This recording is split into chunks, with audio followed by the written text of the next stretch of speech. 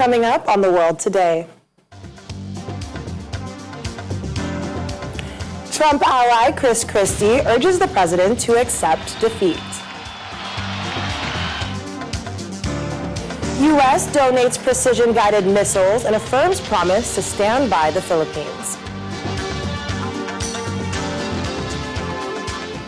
Plus, Israeli media says Prime Minister Benjamin Netanyahu flew to Saudi Arabia for secret talks with the Crown Prince. Hello and welcome to the program. I'm Akaite Afia. We began today in the United States, where a prominent ally of President Donald Trump has urged him to drop his efforts to overturn his loss to Joe Biden in the U.S. presidential election. Former New Jersey Governor Chris Christie also called the president's legal team a national embarrassment. President Trump has refused to concede the election, making unsubstantiated claims of widespread electoral fraud.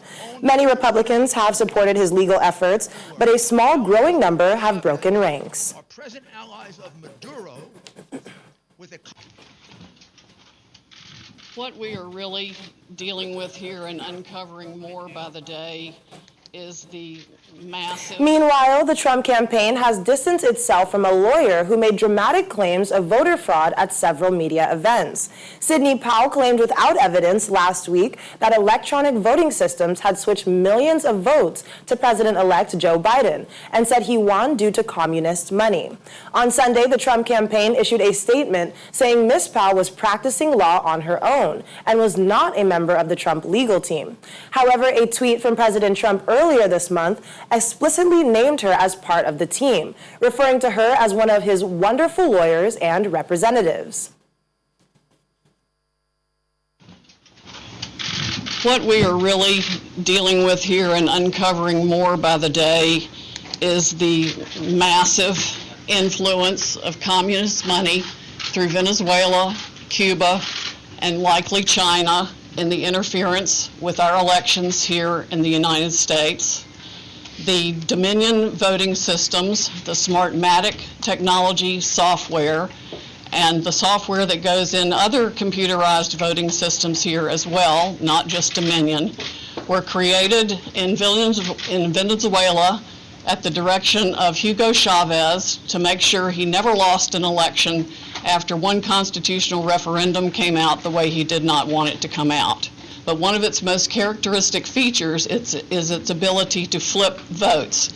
It can set and run an algorithm that probably ran all over the country to take a certain percentage of votes from President Trump and flip them to President Biden, which we might never have uncovered had the votes for President Trump not been so overwhelming in so many of these states that it broke the algorithm that had been plugged into the system.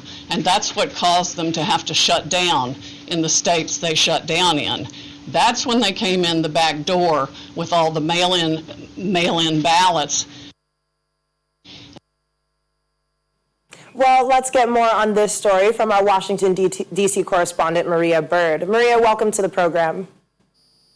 Hello, how are you? I'm doing well. How are you? Thank you. Doing good. So, Maria, what went wrong? We can see Ms. Powell at the press conference with Rudy Giuliani, and then suddenly she's no longer a part of the team. So why the turnaround? Well, you know, we've seen this before with the Trump administration.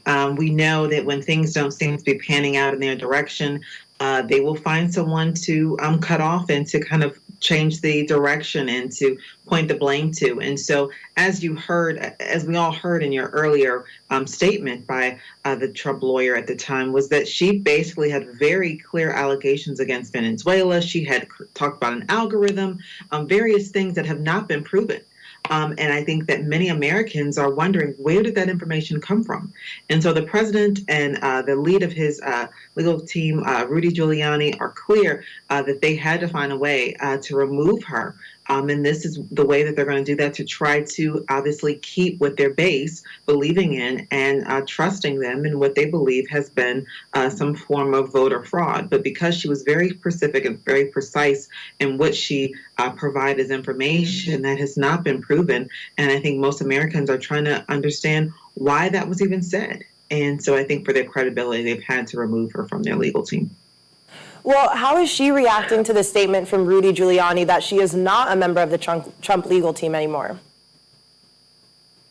Well, I think that obviously she was a part of the legal team. I mean, for them to say that she was not, performing duties on their behalf, obviously we know even the president had accommodations for her. So she's probably not surprised, as many others have not been in the past when this happens. I think people are very clear what the potential is when they join in, whether it's the Trump administration or working on his behalf. Well, we understand that some Republicans, like Chris Christie, have begun pressuring the president to accept defeat. So how is the president reacting to this? Well, the president, obviously, he goes on Twitter. You talk about Governor Chris Christie, you talk about Governor Hogan in Maryland. I mean, there have been many Republicans that are standing out and stating that they believe this is potentially putting the democracy at risk, but most importantly, putting the national security of the country at risk. We know what happened at 9/11, shortly after George Bush took office. So it's very clear that at this time, we are in a potentially threatening situation for the U.S. with the lack of participation from the Trump administration to the potential Biden administration come January. So this transition, I think Republicans are saying enough is enough. We must move on. We must do it for the good of the country, and we must find a way to come together to move this forward. And so they are calling out the president, and they're requiring him, as we've seen over the past few days. I mean, he's spending much of his time on the golf course. There have been some things he's done on behalf of the U.S. from a presidential standpoint, but the focus has not been on those key items I think that many Republicans are asking for, whether it's coronavirus, transition of power, the economy. There's a myriad of issues right now that the U.S. is battling with that they need leadership to move forward.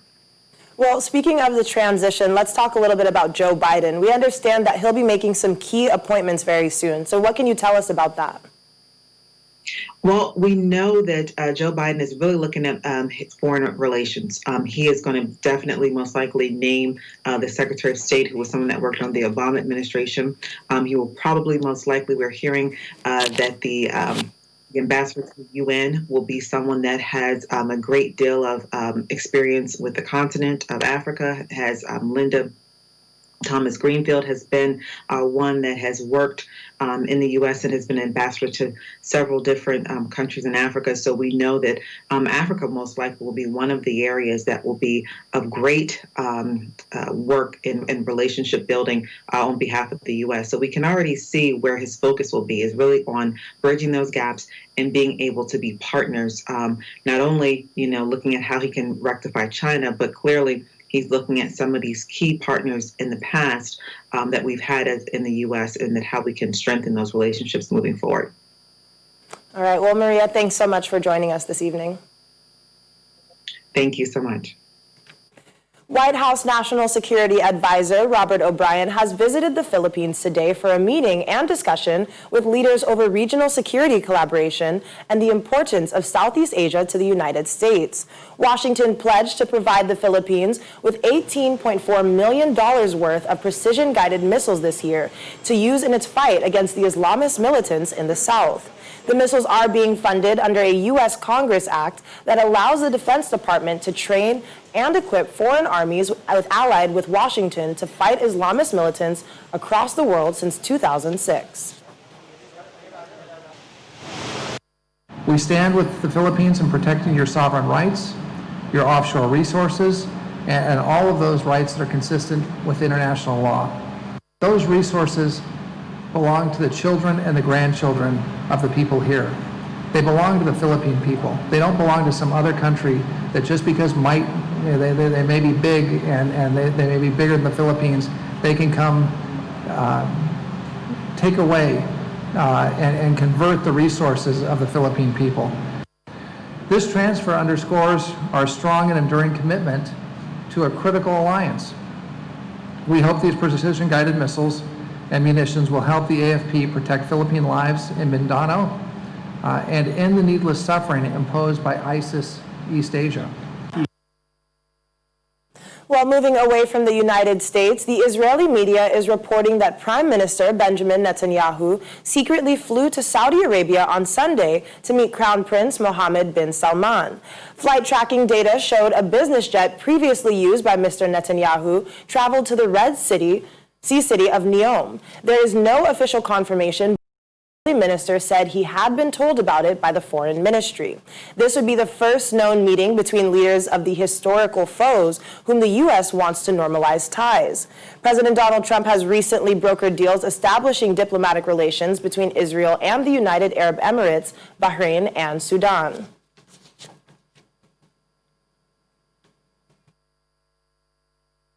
However, Saudi Arabia has denied it.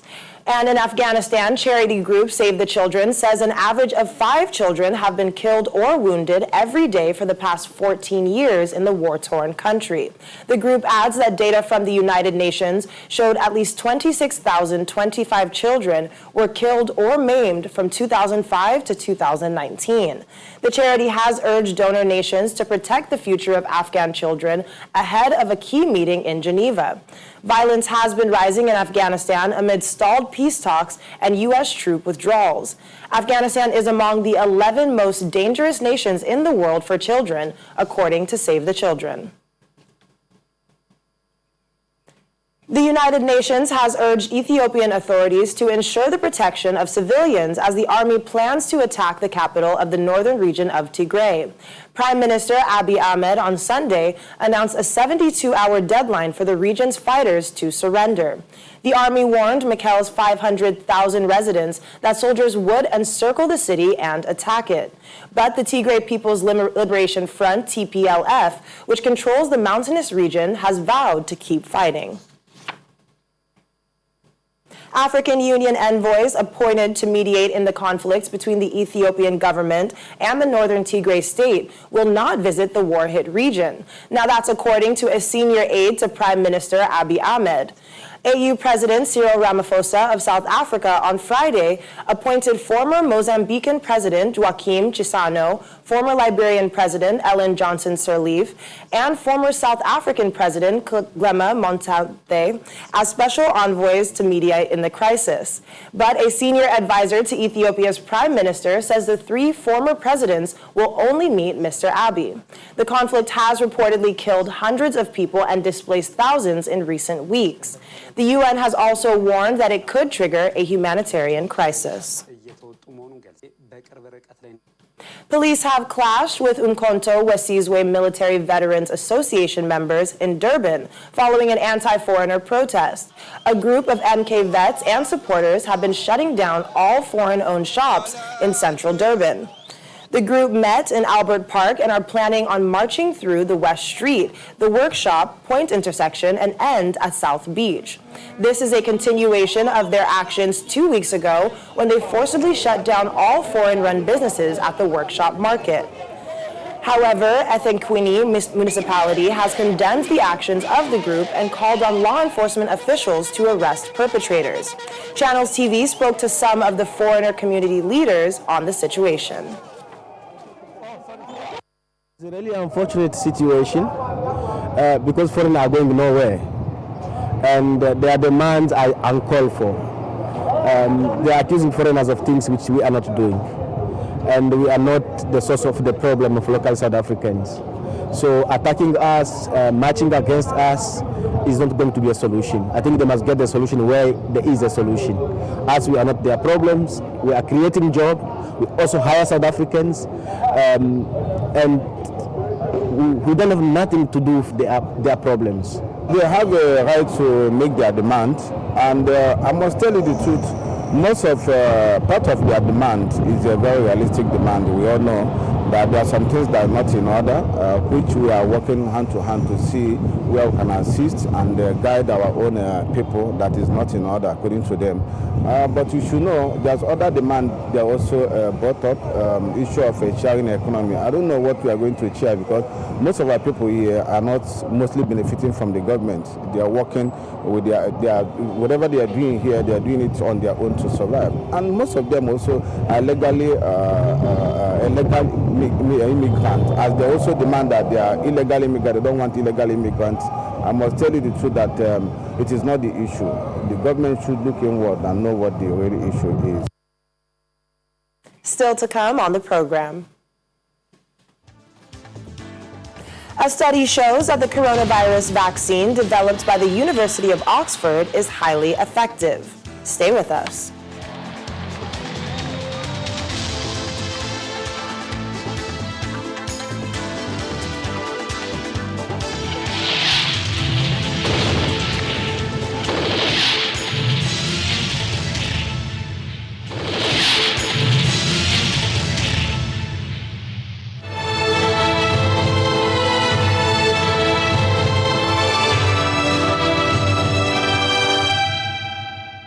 Thanks for staying with us. A large-scale trial has revealed that the coronavirus vaccine developed by the University of Oxford stops 70% of people from developing COVID-19 symptoms.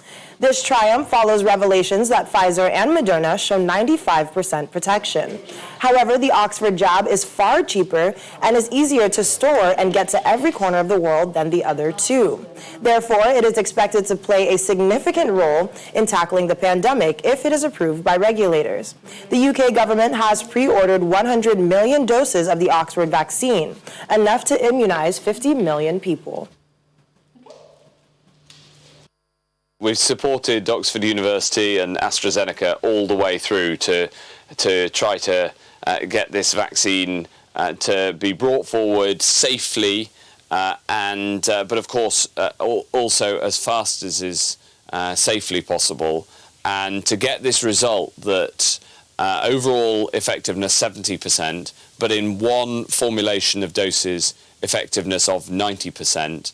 That is very good news for everyone. Of course, we have 100 million doses of this vaccine on order, and we've been working very closely with AstraZeneca as they're increasing the manufacturing of the vaccine. Our London correspondent, Juliana Olayinka, joins us live on the program to tell us more about this. Juliana, welcome to the program. Thank you. So, how are Londoners reacting to the news that Oxford University vaccine is highly effective? Well, this is a major scientific breakthrough, and scientists as well as government, and like we just heard there from the Health Secretary, Matt Hancock, are really, really excited. Oxford AstraZeneca becomes the first major drugs company to find a breakthrough at really late stage trials. So this is a really good story. And we also saw that the markets moved higher. Andrew Bailey, the Bank of England governor, also said that this is terrific news. But would I say the general public are really taking note of this? Probably not as much as they did last week when we got the announcement from Pfizer and BioNTech. But I think now a lot of people are asking what exactly is going to happen after lockdown. That's kind of the political question of today. Boris Johnson has just kind of wrapped up a House of Commons debate about this because people are really concerned. There are just a couple of weeks left till Christmas, and in Britain, being the hardest hit country in Europe for COVID-19, I think people now are really starting to feel the fatigue. Well, you did mention last week's announcement. So how does this Oxford vaccine differ from the vaccines from Pfizer and Moderna, which have shown to be that they're 95% effective? Well, the headline figure for the Oxford AstraZeneca vaccine is that it's 70% effective, but that's if you administer it in one way. There are two ways to administer it. If you administer half a dosage in the first month, and then in 4 weeks' time administer a full dosage, then it can be up to 90% effective. Also as well, it's the price. I think the price tag is what's really drawn in all international buyers. I believe the US administration have already pre-ordered 300 million doses of this. It costs £2, which I believe is about 1,000 naira, which is much cheaper than the other two competitors. And also the way you can store it. I believe you don't have to keep it in sub-zero temperatures. You can keep it into more normal refrigerated temperatures, which is going to be particularly important in sub-Saharan Africa and other places. All right. Well, Juliana, thanks so much for joining us today. Thank you. Meanwhile, Greek authorities are constructing a military mobile hospital unit in a parking lot in the northern city of Thessaloniki, as the city's hospitals are overwhelmed with a high number of coronavirus patients. Here's more on this and other stories in our global COVID update report. Greece's second largest city of Thessaloniki is facing a crisis with the intensive care units at its hospitals almost full of COVID patients. As of Friday, health authorities said 210 of the 218 beds available in the Thessaloniki's hospital's ICUs for COVID patients were full. The mobile facility of camouflaged army tents and containers has been built in the parking lot of a military hospital by the armed forces and contains 50 beds.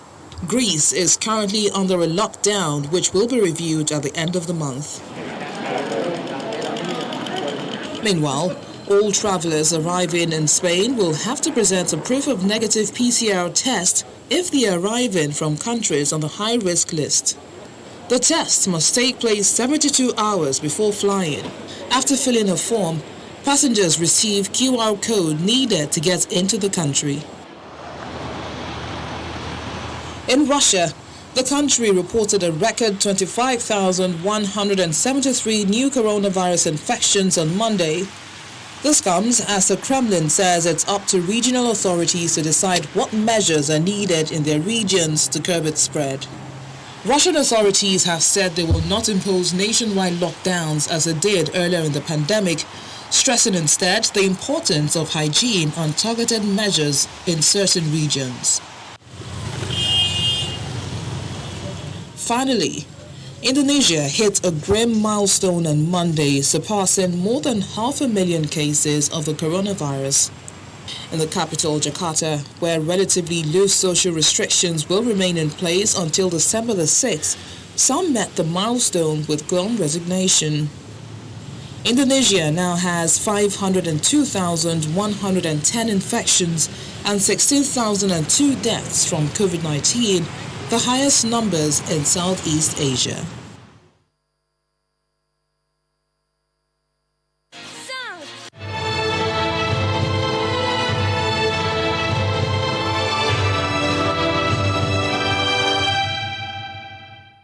Well, that's all for the world today. Thanks for staying with us. I'm Akaite Afia. Have a great evening and stay safe.